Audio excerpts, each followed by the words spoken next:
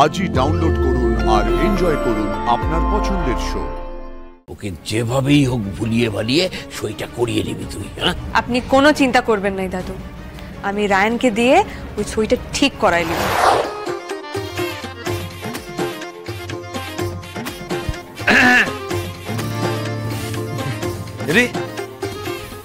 এইগুলো কিন্তু ঠিক হচ্ছে না। হ্যাঁ, যখন তখন তোমরা আমার পার্সোনাল স্পেসে ঢুকে উকি মারছো কেন? হ্যাঁ, তুই বা ঘরের মধ্যে বসে সারাদিন ধরে পারুলের ছবি দেখে যাচ্ছিস কেন? সেই জলজ্যান্ত মানুষটাই যখন আছে তখন আর ছবি দেখে কি লাভ? যাও না, পারুলকে নিয়ে কোথাও একটু ঘুরে ঘুরে আসো। যাও যাও। আমি প্রমিস করছি তোর সাথে যাওয়ার বায়না করবো না। তুই যা খুশি কিনে খা, আমার জন্য আনতেও হবে না।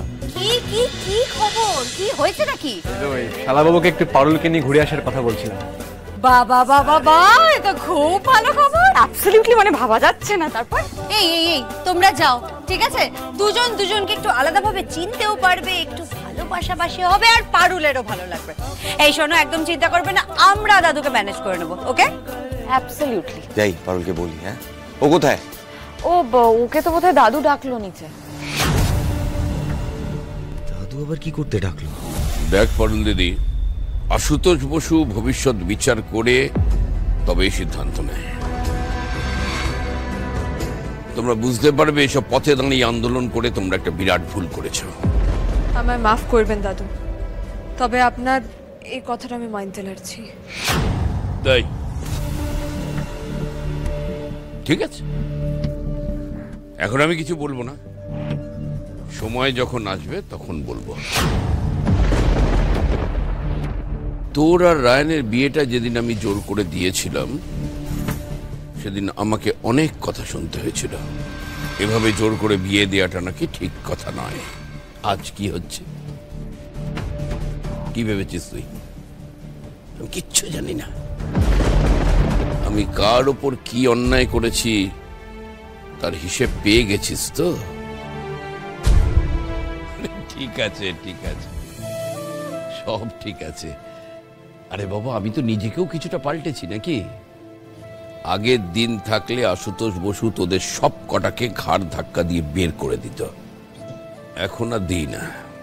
চরম শাস্তি যেমন দিই না, তেমনি তোদের এইসব বাচ্চা বাচ্চা কথাবার্তাগুলোকে গুরুত্ব দেওয়ার প্রয়োজনও মনে করি না। ভাবি সময় এলে সব ঠিক হয়ে যাবে। ঠিক যেমন তোদের বিয়ের ব্যাপারটা তোদের সময় আসার পর বুঝতে পেরে গেছিস। এখনো কিছু শিওর লয় দাদু, ওই রায়ানের তো মতি গতির কোনো ঠিক নাই।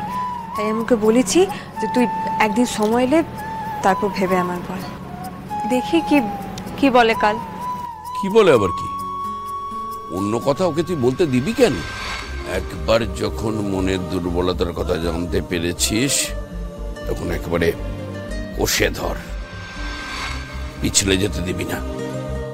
জানিস, রায়ান দাদু ভাই খুব ভালো ছেলে, কিন্তু এটাই ওর সমস্যা। ওর কোনো লক্ষ্য নেই, ও খালি আবেগে ভেসে চলে। আর এসবগুলো কে ঠিক করতে পারে?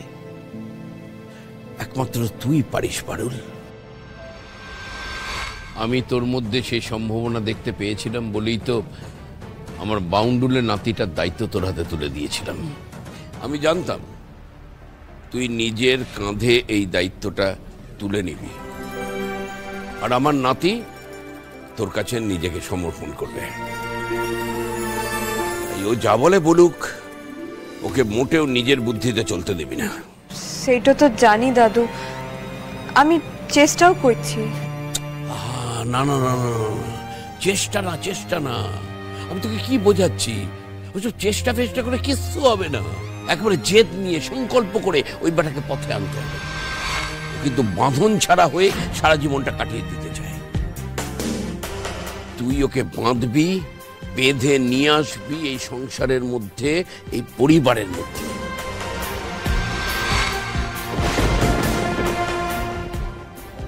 ছন্ন ছাড়া উড়নচণ্ডী রায়ানকে একেবারে বদলে ফেলতে হবে। তোর উপর অনেক আশা ভরসা আমার পারুল দিদি। আমি জানি তুই আমাকে নিরাশ করবি না। দাদু, আমি রায়ানকে খুব একটা বেশি বদলে ফেলতে চাই নাই, তবে ওর যাতে ভালো হয় ও যাতে ভালো মতো ওর লক্ষ্যে পৌঁছাতে পারে সেই চেষ্টা আমি নিশ্চয়ই করব। ঠিক আছে ঠিক আছে, তোকে আরেকটা বড় কাজ আমি দিচ্ছি। কি কাজ দাদু? একটা হেলথ ইন্স্যুরেন্স আছে যেটা আমি বাড়ির সকলের জন্য করিয়েছি, কিন্তু ওই অপদার্থ ছেলে ফর্মে সই করেনি বলে ওর জন্য আমি করাতেই পারিনি। তোকে ওই ইন্স্যুরেন্স ফর্মে ওকে দিয়ে সই করিয়ে আনতে হবে। কেন হেলথ ইন্স্যুরেন্সের কাগজে সই করালাই কেন? ইন্স্যুরেন্স থাকলে তো ওরই ভালো হবে। কি ওকে বোঝাবে? ওর আত্মসম্মান, ইগো এসবে লেগে গেল কিনা আমি ওকে বকাবকি করেছি। কবে দাদু? কি ঘটনা হয়েছিল? সে আছে এক ঘটনা। ওই রায়ান কলেজে ভর্তি হওয়ার পর ওর বাবা আহ্লাদ করে ওকে একটা বাইক কিনে দিয়েছিল। আমি সেই বাইকটা দেখে একটু বকাবকি করেছিলাম। এখন কোথায় ছেলে পুলেরা কষ্ট করবে, পরিশ্রম করবে, কলেজে যাবে, তা না তুমি ওকে বাইক কিনে দিলে। বাবা দাদুর পয়সায় ফুটানি করতে শেখাচ্ছ ছেলেকে, কেন দিয়েছ? এই বয়সে ছেলেরা থেকে বাইক দেয়, জোরে চালিয়ে যদি কোনো অঘটন ঘটে তখন কে দায়িত্ব নেবে?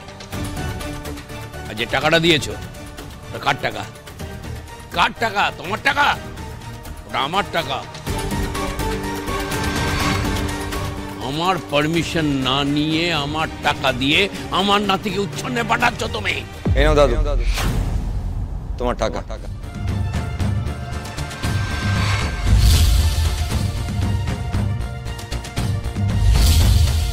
কথায় কথায় আমার টাকা বলে আমাকে আমার বাবাকে অপমান করা বন্ধ করো। নাও ধরো। আমার শখ আহ্লাদ আবদার কোনো কিছুরই তো মূল্য দাওনি কোনোদিন। আমি যে বাইক চালাই সেটা তোমার পছন্দ নয়, সেটা তুমি অন্যভাবে বলতে পারতে। টাকার খোটা দিচ্ছ কেন? তোমরা যে আমাকে খেতে দিচ্ছ, কলেজে যাওয়ার গাড়ি ভাড়া দিচ্ছ, এতেই তোমার অনেক খরচা বেরিয়ে যাচ্ছে। তার উপর আমি আর কোনো এক্সট্রা খরচ বাড়াতে চাই না। তো প্লিজ আমার জন্য আর কিছু খরচা করতে হবে না তোমাকে। তোমার টাকা ধরো প্লিজ, নাও। কিন্তু দাদু, রায়ান যেই বাইকটা চালায়, ওটাও নিজের শো থেকে টাকা জমিয়ে কিনেছে। বুঝলাম, এই কারণের লিগেই ও ইন্স্যুরেন্স কাগজে সই করে লাই, আপনার এক্সট্রা খরচ হবে বলে। সত্যি কি বুদ্ধি ওর। যাকে এই অসাধ্য সাধনটা তোকেই করতে হবে। ওকে যেভাবেই হোক ভুলিয়ে ভালিয়ে সইটা করিয়ে নিবি তুই। হ্যাঁ, আপনি কোনো চিন্তা করবেন নাই দাদু, আমি রায়ানকে দিয়ে ওই সইটা ঠিক করাই নিব। ও এখন আমার সব কথা শুনে চলবে, এতে ওর বরং ভালোই হবে। আর এখন ওর ভালো করা আমার দায়িত্ব।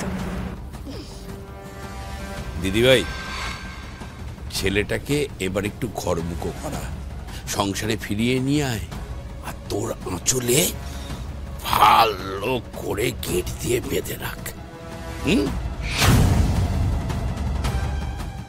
তোরা দুজনে মিলে এই প্ল্যান করছিস?